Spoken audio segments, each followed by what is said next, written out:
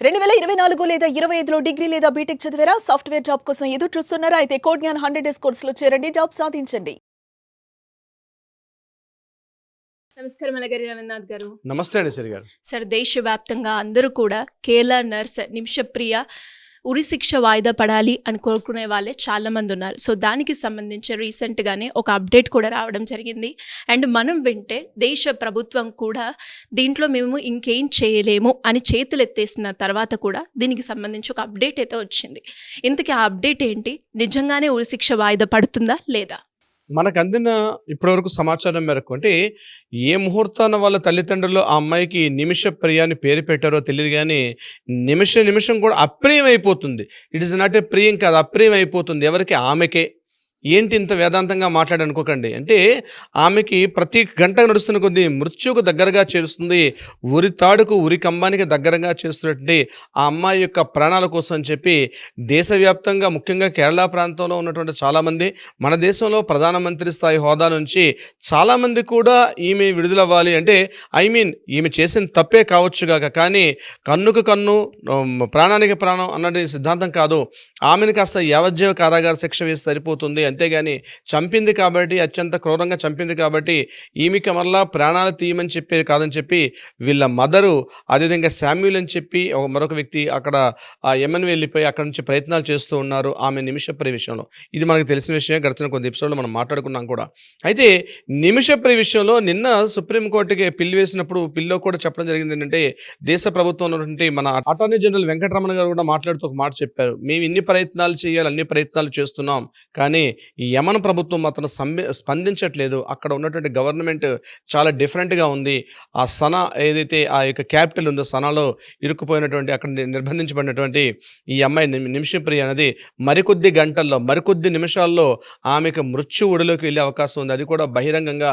ఎంత సమకాలీన సమాజంలో, ఎంత నాగరిక చెందిన సమాజంలో అత్యంత క్రూరంగా ఆమెను పాశవికంగా ఉరికంబకు ఎక్కించి ఆమె ప్రాణాలు తీయడం అనేది సరికాదని చెప్పి అందరూ కూడా మీరు అంటున్నట్టుగా ప్రతి ఒక్కరు కూడా వేదన చెందుతున్నారు.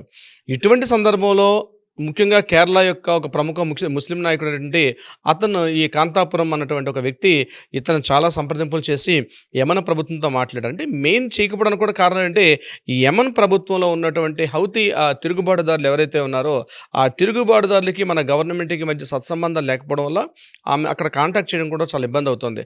అయితే ఇప్పుడు మనకు అందిన తాజా వార్త న్యూస్ మనం చూసినట్లయితే కొంతవరకు ప్రభుత్వం వెసులుబాటు ఇచ్చారు అని మనకు విషయం తెలిసింది. ఆమె యొక్క ఉరికమ్మ రేపు జూలై 16వ తేదీ నాడు ఆమెకి ఏదైతే ఉరి తీయాలని సంకల్పించుకున్నారో దాన్ని కాస్త వాయిదా వేసినట్టుగా ఒక కన్ఫర్మేషన్ అయితే మనకు వచ్చింది. బహుశా ఇది కన్ఫర్మేషన్ కాదు, ఇట్స్ కన్ఫర్మ్. ఇది ఆమెకు 16వ తారీఖు రేపైతే ఉరికంబం మీదకి ఆమెకి ఉరి తీయాలనుకున్నటువంటి ఏదైతే ఉందో ఆమెను తాత్కాలికంగా దాన్ని పోస్ట్ పోన్ చేస్తూ వాయిదా వేస్తూ ఎవరైతే బాధిత కుటుంబీకుడున్నాడో, ముఖ్యంగా అబ్దుల్ హమీదీ అనేటువంటి ఎవరైతే ఉన్నారో మహమ్మద్, ఆయనతో పాటు సంప్రదింపులు చేస్తున్నారు. ఆయనతో పాటు రక్త పరిహారం అంటే బ్లడ్ మనీ అంటారు, ఆ రక్త పరిహారం ఇవ్వడం విషయంలో సంప్రదింపులు చేస్తున్నారు. అదొక టైప్ ఆఫ్ యాక్టివిటీ అక్కడ ఉంది. దియా ట్యాక్స్ అంటారు దాన్ని. అంటే ఇటువంటి సందర్భాల్లో ప్రాణానికి ప్రాణం తీసుకునే సందర్భాల్లో ఆ బాధిత కుటుంబీకుడికి అంటే క్షమాభిక్ష పెట్టే అధికారం ఎవరైతే చనిపోయాడో ఆ చనిపోయిన వ్యక్తి యొక్క కుటుంబీకులు అంటే వాళ్ళ బ్రదర్ తోటి, వాళ్ళ సోదరుతో సంప్రదింపులు జరుపుతున్నారు. అతను కూడా కొంతవరకు పాజిటివ్ రెస్పాన్స్ వచ్చింది. 4 ఏళ్ల నుంచి కూడా ప్రయత్నాలు గట్టిగా చేస్తున్నారు. సేవ్ నిమిషప్రియ అని ఒక కౌన్సిల్ కూడా ఏర్పాటు చేసుకున్నారు. దాని ద్వారా కొంత ఫండ్ రైజ్ చేస్తారు. 8.5 కోట్ల రూపాయలు ఫండ్ రైజ్ చేసి ఆ బాధిత కుటుంబీకుడికి అక్కడ ఏర్పాటు చేసిన తర్వాత ఇతను ఈ అమ్మాయిని అక్కడ రిలీఫ్ ఇద్దామని చెప్పి అనుకుంటున్నారు. కానీ 4 ఏళ్ల నుంచి గట్టిగా ప్రయత్నాలు చేశారు. బట్ ఆమె ఏదైతే డేట్ ఇచ్చారో జూలై 16వ తేదీ నాడు ఆమెకు ఉరికంబం ఎక్కించాలనుకున్నటువంటిది అయితే లాస్ట్ మినిట్లో ఇప్పుడు వాయిదా పడింది. కొంతవరకు ఇప్పుడు తాజా వార్త చాలా ఊరటైతే కల్పించింది. ఆ వాయిదా ప్రయత్నాలు కూడా ఫలిస్తే ఆమె యొక్క ఉరికంబం ఎక్కకుండా యావజ్జీవ కారాగార శిక్ష కానీ మరొకటి కానీ చేసే ప్రయత్నం చేయొచ్చు. ముఖ్యంగా భారత ప్రభుత్వం నిన్న కూడా మాట్లాడుతూ చాలా ప్రయత్నాలు చేశారు. అక్కడ ఉన్నటువంటి పాత ముఖ్యమంత్రి పెరవన్న విజయన్ కావచ్చు, వీళ్ళందరూ చాలా అంటే ముఖ్యమంత్రి స్థాయిలో కావచ్చు, ఉన్నతాధికారుల స్థాయిలో కావచ్చు, ముఖ్యంగా దౌత్యాధికారులు, ఎంబసీ డిపార్ట్మెంట్స్ అందరూ కూడా సమీక్షంగా మాట్లాడుతూ ఆ డిపార్ట్మెంట్లతో మాట్లాడుతూ ఆమెను అక్కడ నుంచి ఎలాగైనా రిలీవ్ చేయాలి. ముఖ్యంగా అంటే ఆమె చేసిన పని ఏంటంటే రివెంజ్ తీర్చుకున్నాడు. సినిమాలో మనం చూస్తాం వీటిని అద్భుతంగా అబ్బాయి ఎంత బాగా చేసింది సినిమాలు అనుకుంటాం మనం. ఆ సినిమా చూసిన 2.5 గంటల పాటు ఒక స్త్రీ ఆ రకంగా ఒక ఆదిపరాశక్తిగా నిలబడి ఆమె అట్లా రివెంజ్ తెచ్చుకుంటే మనం సినిమా థియేటర్లో చప్పట్లు కొట్టి ఆహా ఓహో అనుకుంటూ వస్తాం. నిజ జీవితంలో జరిగిన సంఘటనలు మనం డైజెస్ట్ చేసుకోలేకపోతున్నాం. నిమిషప్రియ చేసిన తప్పేంటి? ఆమె 2014లో జరిగినటువంటి అప్పటి హైతీ తిరుగుబాటుదారులు అటాక్ చేయడం వల్ల ఆమె ఇక్కడ యమన్లో ఇరుక్కుపోవడం, ఆమె 2008లో అక్కడ ఒక క్లినిక్ని ఏర్పాటు చేసి అక్కడ ఉన్నటువంటి ఆ దేశపు చట్టాల ప్రకారం విదేశీయులు ఎవరు కూడా క్లినిక్స్ కానీ ఇటువంటి యాక్టివిటీస్ చేయకూడదని చెప్పి ఒక నియమం ఉన్నప్పుడు అప్పటి వరకు పనిచేస్తున్నటువంటి సనా మెడికల్ కాలేజీలో పనిచేస్తున్న ఒక నర్సుగా ఉన్న వ్యక్తి క్లినిక్ పెట్టాలి, కాస్త ఇన్కమ్ని పెంచుకోవాలనే ఉద్దేశంతో ఆమె ఆలోచించి అక్కడ క్లినిక్ని ఏర్పాటు చేశారు. అప్పటికే కొన్ని మర్డర్ కేసులు, కొన్ని వివాదాలు ఉన్నటువంటి ఆ వ్యక్తి ఆమె పక్కనంటే వీళ్ళ క్లినిక్ దగ్గరగా ఉంటుంది, ఒక జైలు ఉంటుంది, ఆ జైలు దగ్గరలో పనిచేసి విడుదలైన ఆ వార్డెన్ సహకారంతో ఆమె ఏం చేసిందంటే ఈ క్లినిక్ ఏర్పాటు చేయడం జరిగింది. ఆల్ మెడికల్ క్లినిక్ అని చెప్పి ఒక మెడికల్ క్లినిక్ని ఏర్పాటు చేశారు.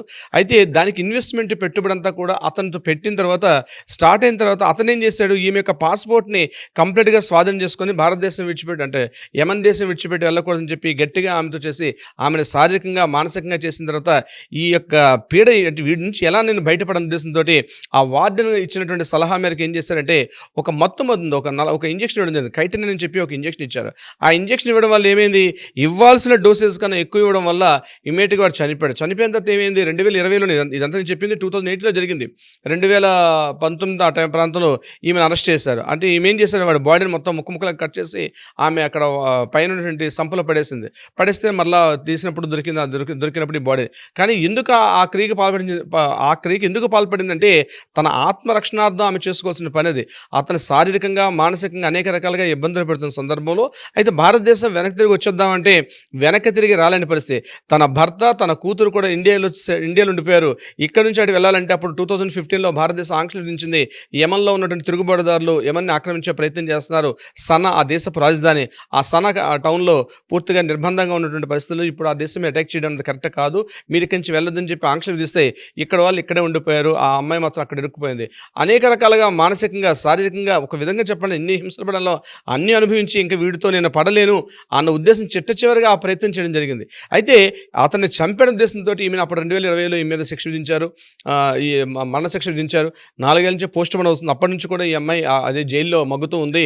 అయితే సేవ్ ఫర్ నిమిషప్రియ కౌన్సిల్ అని చెప్పి ఒక ఫర్మ్ ఏర్పాటై అయితే భారతదేశంలో ఇటువంటి చట్టాలు వచ్చేటప్పుడు ఏమైతే అంటే మనకి రాష్ట్రపతి గారు క్షమాభిక్ష పెట్టే అధికారం ఉంటుంది భారతదేశం అంటే ప్రజాస్వామ్య దేశాలు. కానీ ఆ దేశపు షరియత్ చట్టం అమల్లో ఉండడం వల్ల ఆ దేశంలో క్షమాభిక్ష పెట్టే అధికారం ఎవరైతే బాధితుడు ఉన్నాడో బాధిత కుటుంబీకులు మాత్రమే క్షమాభిక్ష పెట్టే అధికారం. అక్కడ కూడా దాన్ని ఏంటంటే బ్లడ్ మనీ అంటారు, రక్త పరిహారానికి కొంత అమౌంట్ తీసుకొని వాళ్ళు అక్కడ పంపిస్తారు. దానికోసం ఖర్చులకి అంటే ఆ డిస్కషన్స్ అవ్వాలంటేనే ఆ అడ్వకేట్ 35 లక్షల రూపాయలు తీసుకున్నట్టుగా ప్రేమకుమారి అని చెప్పి వాళ్ళ మదర్, యాక్చువల్గా ఈమె చాలా ప్రయత్నాలు చేస్తున్న తల్లి, ఎంతైనా తల్లే కదా, ఆ తల్లి చేసిన ప్రయత్నాలు అంటే ఆ నిమిషప్రియ యొక్క తల్లి మదర్ అయినటువంటి ప్రేమకుమారి ఆమె చేసిన ప్రయత్నాలు కొంతవరకు సత్ఫలితం సాధించాయని చెప్పుకోవచ్చు. జూలై 16న బహుశా ఆమె ఇంకా నిమిషప్రియ అనేది ఇంకా అనిమిషం అయిపోతుంది అనుకున్నాం. కానీ బహుశా ఇప్పుడు మనకు అందిన ఇన్ఫర్మేషన్ ప్రకారం ఆమె యొక్క ఏదైతే ఉరిశిక్షని నిలుపుదల చేస్తూ తాత్కాలికంగా వాయిదా వేసినట్టుగా కన్ఫర్మేషన్ అయింది. తర్వాత ఫలితాలు ఎలా ఉంటాయి, తర్వాత పరిణామాలు ఎలా ఉంటాయి అనేది మనం మరొక వీడియోలో చర్చిద్దాం సిరి గారు. డెఫినెట్గా సార్. అండ్ అలాగే ఎవరైతే నిమిషప్రియ కుటుంబం మొత్తం ప్రతిరోజు కూడా తనకి ఉరిశిక్ష వాయిదా పడాలి అని ఎలా అయితే కోరుకున్నారో దేశవ్యాప్తంగా కూడా అందరూ కూడా అదే కోరుకోవడం మనం చూస్తూ ఉన్నాం. అండ్ అన్నట్టుగానే వాయిదా అయితే పడింది. అండ్ బ్లడ్ మనీ ద్వారా కూడా బాధితుడు కుటుంబం వాళ్ళు కూడా క్షమాభిక్ష పెట్టి ఈమె ప్రాణాలను రక్షించాలి అని మనం మళ్ళీ కోరుకుందాం. Anyways thank you sir, thank you so much. Thank you so much Siri garu. Suman టీవీలో మీ పర్సనల్ అండ్ బిజినెస్ ప్రమోషన్స్ కోసం కింది నెంబర్కి కాంటాక్ట్ చేయండి.